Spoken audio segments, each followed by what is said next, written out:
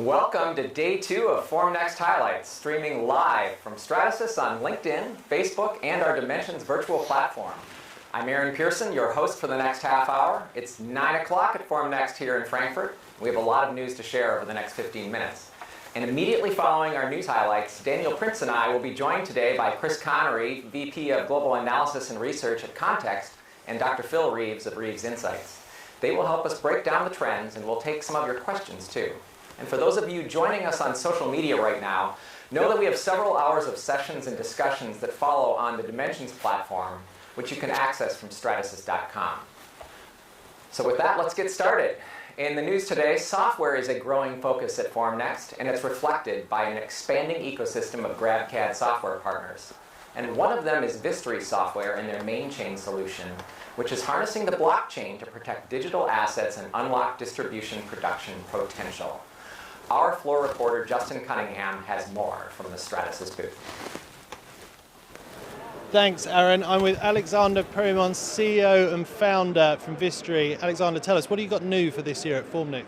So we are bringing a product called Main Chain. This product helps companies to reduce problems like no longer available parts and unavailable parts, because we have problem of supply chain, lack of stock, and that here we are. We solved that problem for them, and the product called Main Chain has been developed with the French militaries because they have this problem first. And we made that together on the aircraft carrier called Charles de Gaulle. This aircraft carrier was carrying a Stratasys Fortus F400 inside, and we made that together.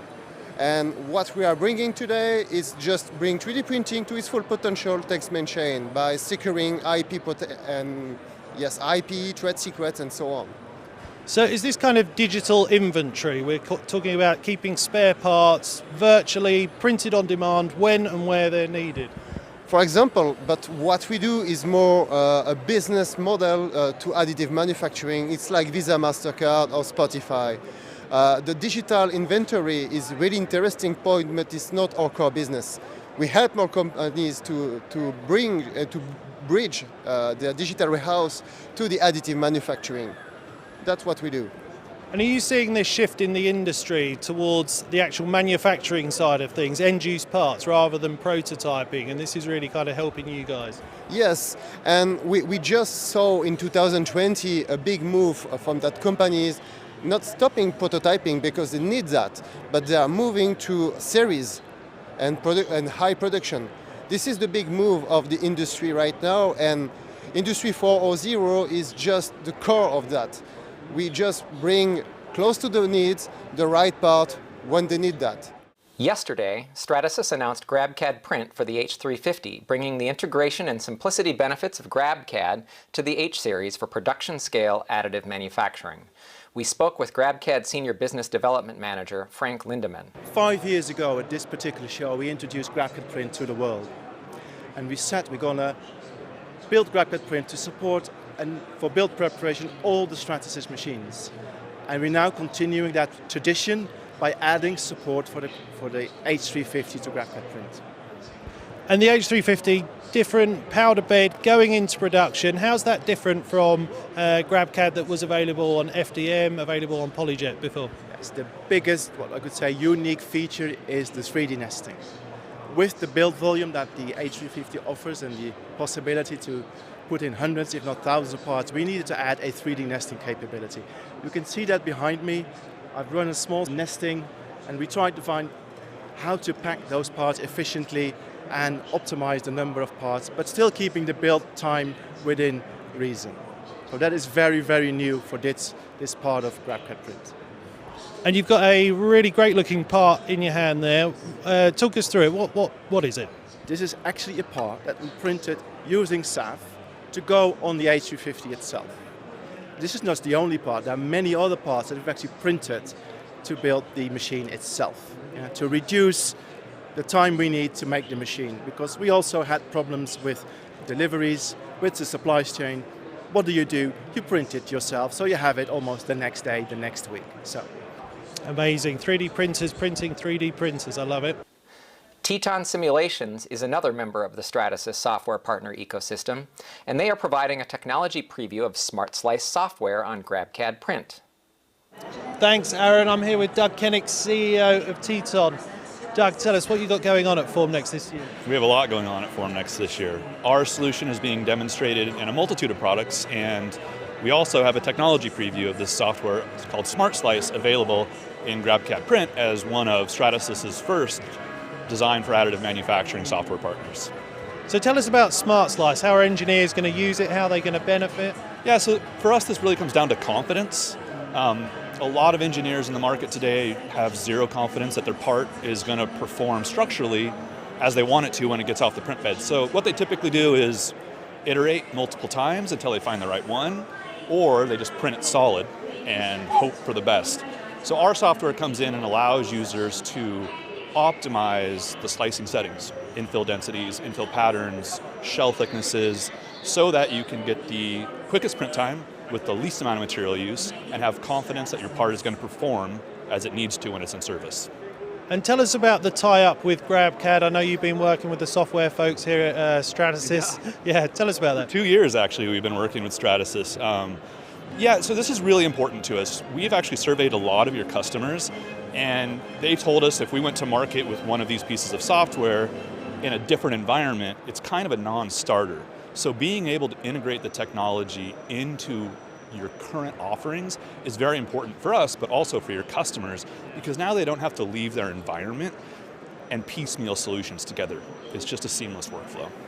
Autodesk recently announced Netfabb print software integration with the Origin One. We spoke to Autodesk product owner Lucas Furman to learn more. Software is obviously one part of the workflow, but hardware is at least as important as the software portion. So we're really trying to show that it is important that you have a connected workflow between software design, but also taking the process, how you will manufacture the part, into account. And talk us through the tie-up you've had with Stratasys and the Origin One. Yeah, so we have worked with the team at Origin to integrate the Stratasys Origin One printers into Netfabb, our print preparation software for additive manufacturing. And we have done it in a way that you can directly connect to the Origin app and upload your design straight from Netfabb.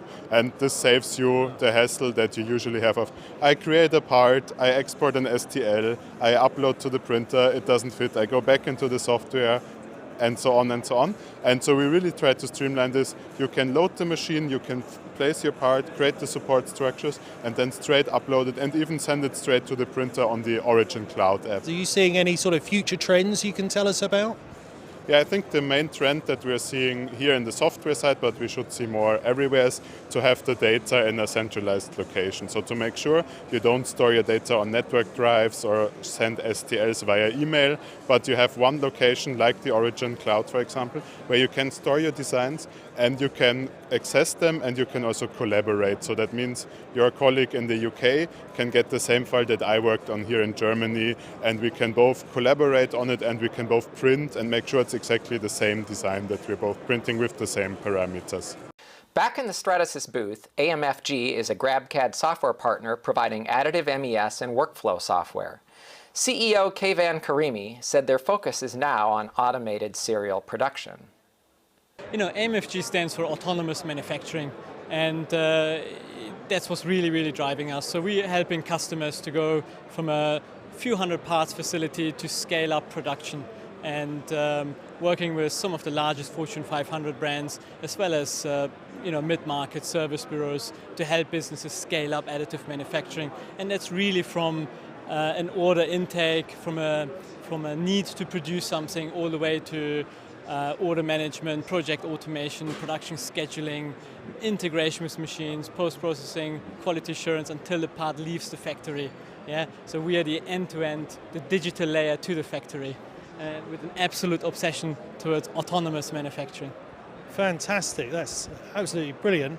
And tell us, what's the sort of the partnership happening with Stratasys at the moment? Obviously we're in the additive world. Yeah. You're helping our customers get towards that sort of manufacturing aim. If you think about the concept of autonomous manufacturing, of automating production with additive manufacturing, of course, sort of a component like GrabCAD is essential for the Stratasys technology. So it enables our customers to scale up production further. It saves time, provides more traceability, and just a seamless end-to-end production process.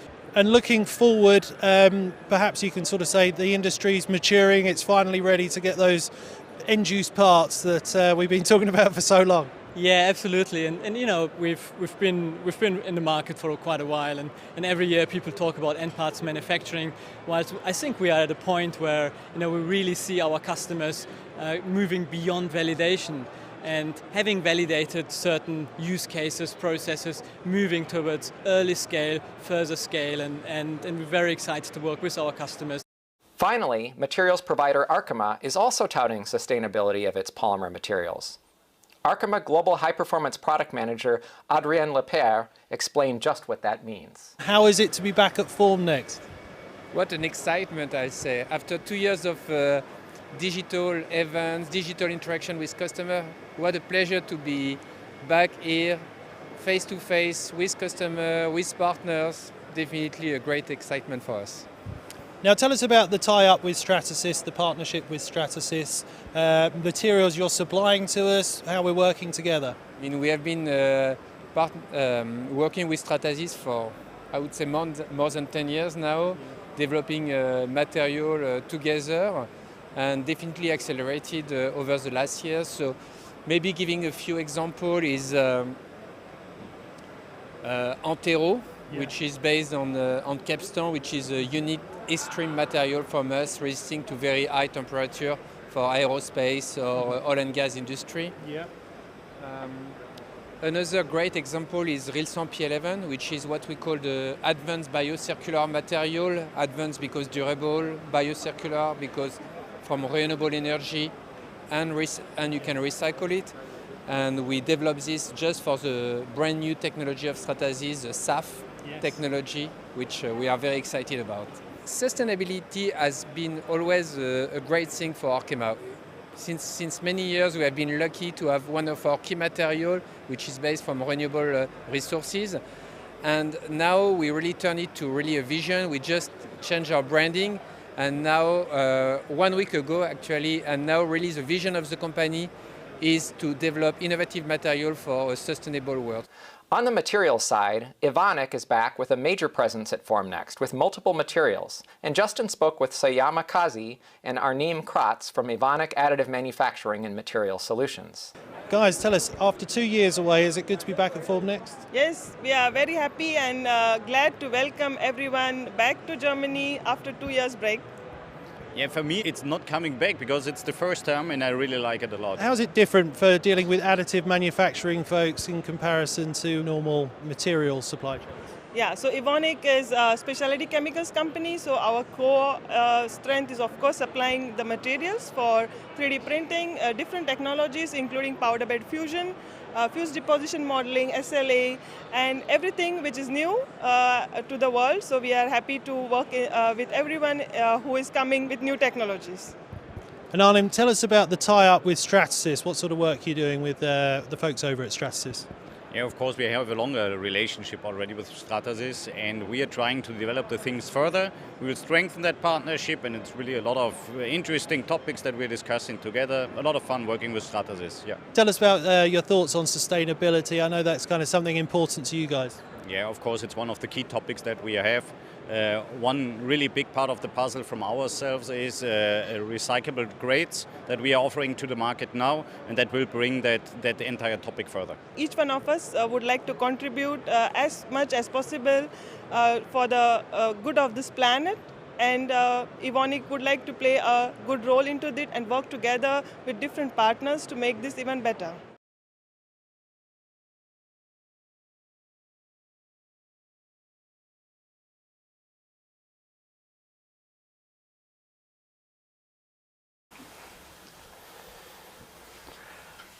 So we're now joined together with a couple of our panel experts, and Danielle Prince, whom you met yesterday, our Director of Sales from Europe.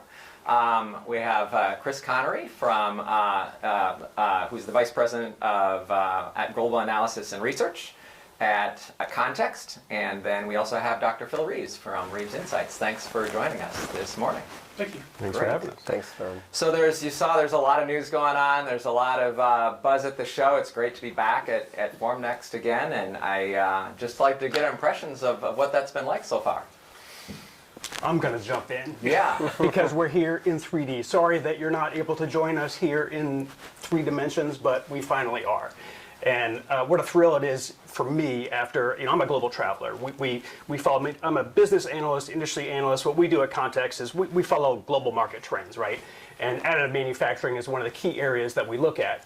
And part of the way that we size and forecast the market is not just attending shows like this, but getting feedback from people. And seeing the feedback of the attendees already, of them being able to touch products, see products. You can see so much on a spec sheet or on the web or on a Zoom call, but to see things in 3D really means a lot. And we can see this even in the trends of the industry coming out of the throes of COVID and how it really impacted capital expenditures and shipments not very strong. Everyone knows the world was in kind of dire straits, but see us come out of that and see us tackle some of those things. And to be together and see things in 3D, you can just, it's palpable. You can feel it throughout the whole show floor. What's your impression so far, I Phil? think for me, the key thing has got to be, I expected to see the old faces. Yeah. There's lots of new faces. Great. The right new faces. They're industries that we haven't seen before. They're the bits that plug into 3D printing, but we've always wanted to have here. The software, the ancillary processing, the downstream, the upstream, integration. That's the stuff that was always missing, and it's now here. And it feels like we've come of age. So both in terms of you're seeing some new faces, both from the standpoint of who's exhibiting here as well as who's attending here? Yeah, I think both. It's there are exhibitors we've never seen before, but when you look at them on the face of it, you think, these guys make sense. They should be here. They should always have been here, Yeah. And it's taken 35 years for us to work out, why should a robotics company or an integration company or a software house, why should they be part of our ecosystem? And I think now it's kind of making sense. Yeah. So for those of you joining us online today, don't be shy. Ask your questions in the chat, and we'll get them in our conversation as we talk today as well. Chris, do you notice any differences? Were you here for Formnext 2 years ago? Boy, that seems like COVID. I say COVID is like a dog year. Right? It feels like 7 years ago in some instances, and it feels like 5 minutes ago. Yes, I was here in 2019. How does it feel? It feels a little bit the same, but quite a bit different. So the conversations that I'm hearing and talking about, kind of new faces that you see on the show floor, kind of a topic of mine that I'm hearing people discuss is supply chain woes and issues. And can companies who we've never seen show an interest in 3D printing before? They've heard about it, it's been on the periphery for them, but now they're sending people here to vet the technology. Can it help them with their current supply chain woes, currently right now, but then in the long run? I didn't hear that 2 years ago, right? That wasn't top of mind for people. It might have been kind of the same people who've kind of been vetting the technology for a while, looking at it for 35 years, seeing how it's evolved. But here, for the first time, we're seeing kind of net new people, and it really seems to be, COVID is, of course, still top of mind for everybody, and supply chain issues are top of mind, and can additive manufacturing help them with those woes? So in some respects, it seems like the industry was out there first with suggesting the ways that additive manufacturing could help with supply chain challenges. What you're suggesting is that that manufacturers are paying attention to that and are very much so. I'm sorry it took a global pandemic for people to realize that, but it is top of mind, right? That's where the world is right now. What role do they see that as sort of credibly playing? Because, I mean, it's not going to fix everything. Yeah, I mean, it's interesting. We don't want to dwell on the pandemic, but the pandemic forced us to think differently, and it forced us almost to throw the rule book away and to say we have to find solutions to problems. And I hate to say it, but in many cases it was put regulation and the regulator to one side and solve the problem. And as engineers, we're taught that you never do that. You're too conservative. You design based on the rules. Your business is driven by the rules. But if somebody needs 4 million COVID swabs, and you say, I can make 4 million COVID swabs, nobody says, oh, you can't do that. The regulator will stop you. So we did it, and we all did it, and we all found ways of using additive to solve problems. And I think what that did was it shifted the mindset of business to say, hey, this is a solution. And now we have, as you say, global supply chain problem. People are not taking that conservative approach. They're taking a proactive approach and going, can 3D printing solve my problem? Because it solved that problem. So it's driving us forward almost. I got a question for you, Chris, because your Context is analyzing data very thoroughly, and you guys are looking at different categories of printers, right? Right. The very big 100,000 plus, all the way down to the kits, etc. What are the kind of shifts that after COVID, as the industry is kind of roaring back, and it is roaring back, right? Are there any shifts in terms of product categories? For instance, kind of the people saying, hey, wake up call, I really need to do something with a 3D printer, and that's I bought a certain category. Do you see some kind of shifts in categories? Absolutely. So the way that we kind of try to help people quantify the industry is we kind of just think about machine shipments, right? And if you're coming into 3D printing for the first time, and if your company has asked you to, kind of tell me about 3D printing, give me a quick, overview. The way we look at it is just, $100,000 and plus machines, we call those industrial. Design, 20K to 100K. Professional, sorry for US dollars, we normalize everything to US dollars. $2,500 to $20,000, and the personal, $2,500 and below. So kind of those buckets, personal, professional, design, industrial. So think of those kind of machines, and there's been different trends. And on the personal side, lots of people were stuck at home. Those shipments went through the roof last year with COVID. People wanted to help with their local PPE, or they wanted a hobby for themselves. They were stuck at home. Conversely, the industrial and design machine sales tailed off. Certainly, companies weren't at their factories and weren't buying new capital equipment. But now we're seeing those trends in the total opposite direction. So now the industrial machines are selling back again. Personal machines that demand has started to tail off a little bit, still strong, but tail off a little bit. And then even in those categories, there's lots of different categories. Two big categories are polymer or plastic-based 3D printing machines, and then metal 3D printing machines. In terms of your question, Dan, in terms of kind of people right now focused on supply chain, I keep mentioning that because it really is top of mind for so many people right now. And people are really kind of vetting where are the technologies in terms of mass production. And that comes in, the big question in 3D printing is, define mass production. No one can do it, right? Can you it's put different, a number and on it that? changes, and it changes every year. It's 1,000.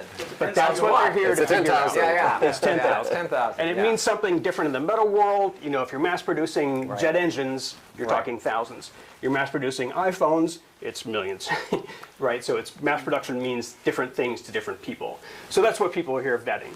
Can this technology, can this polymer powder bed fusion machine produce 100,000 of these widgets that I need in this time frame? That's what they're asking the manufacturers. And things have changed a whole lot from 2019, heck, certainly from 35 years ago.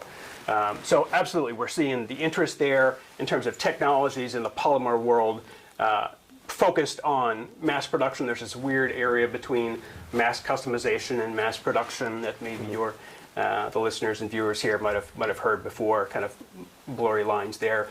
From a polymer standpoint, from our perspective, and remember ours is kind of a business perspective of kind of machine sales. And Phil, I'd love to get your take. We're just dumb business people. All the technology behind, as all these brilliant minds do.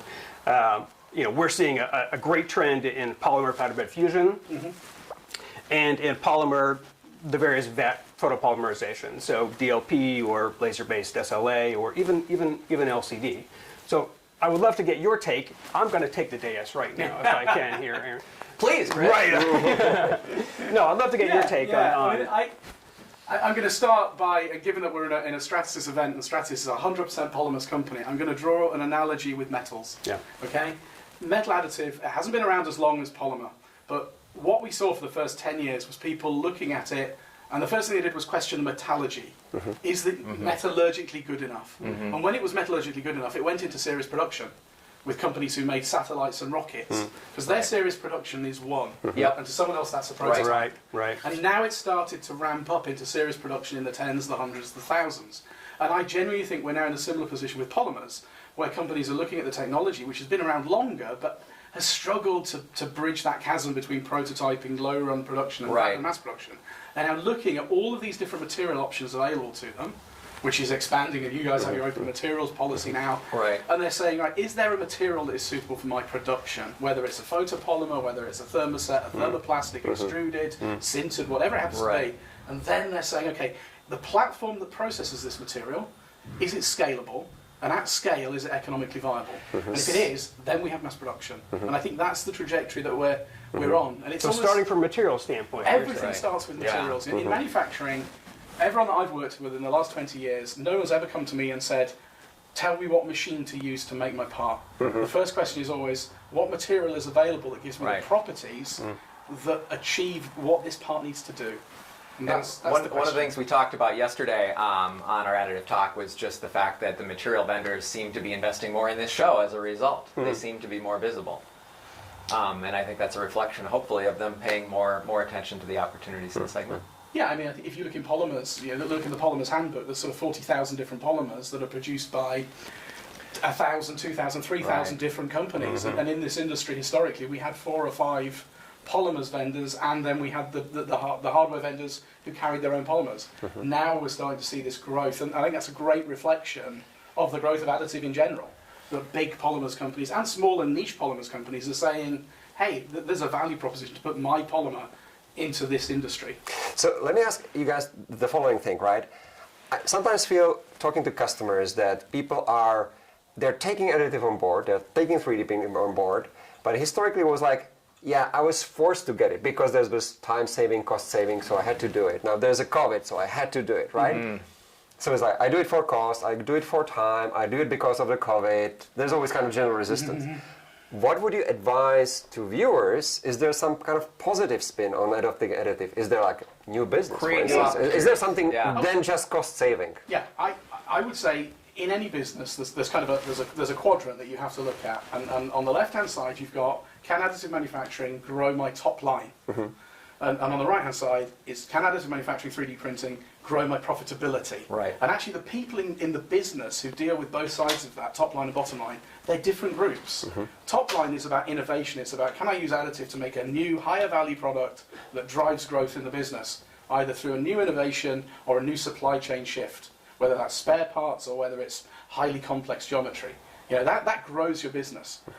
The other side of that is, can I use this on the shop floor to drive out waste, drive out inefficiency, better tooling, faster responsiveness? That's lean manufacturing. And I would love to be on a booth at Formnext and be inundated by a bunch of lean manufacturing engineers.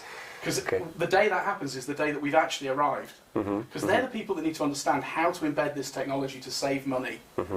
Not the prototyping guys, not the product development guys. Right. They need to think, how do I make money? And I think maybe we're not selling both sides of that equation. So do you think we need to do more to reach out to that group of people? Yeah, I think we do, and maybe it's not quite so sexy. Maybe we need to find different journals, we need to find different magazines, different trade shows. This is about lean manufacturing. And maybe it's an education. So you kind of open up the discussion on kind of the invisible trends, right, which we need to address. Are there any other invisible trends that you have spotted, after COVID, beyond the obvious ones? Anything that is kind of, hey, worth noting? What to watch for next 2 or 3 years? Yeah. I would say a trend that we saw coming before COVID and now exploding even after COVID. You talk about kind of different industries that maybe have already embraced 3D printing, additive manufacturing, and you look at the dental industry. The dental industry is going big right now. And everyone knows, the clear aligners. And that business, it seems like there seems to be a new company in a new region of the world that's adopting. And that industry is very much, digital dentistry has very much grown along with 3D printing. Absolutely see continued growth there throughout this year, next year, the following year. Very much as new regions embrace. We in the U.S., we're familiar with this a little bit, maybe more than others, but we hear it come in new regions where they don't have the dental industry maybe that we do, or in Western Europe or certain areas of Asia. But it seems like there's a new country and a new area that's embracing this digital dentistry all the time. I think we'll have to leave it there. Chris, Phil, thanks for joining us today. Phil will be back with us tomorrow with Ollie Smith, and we'll keep this conversation going. It's been great so far. Again, there's a full day's worth of or several hours worth of sessions on the Dimensions platform that follows this session, and you can access that at stratasys.com, and we'd love to see you there. And otherwise, we'll see you back here tomorrow at 9 o'clock local time. Thanks for joining us today. For the sessions in 15 minutes. Thank you. Thanks, everyone. Thank you.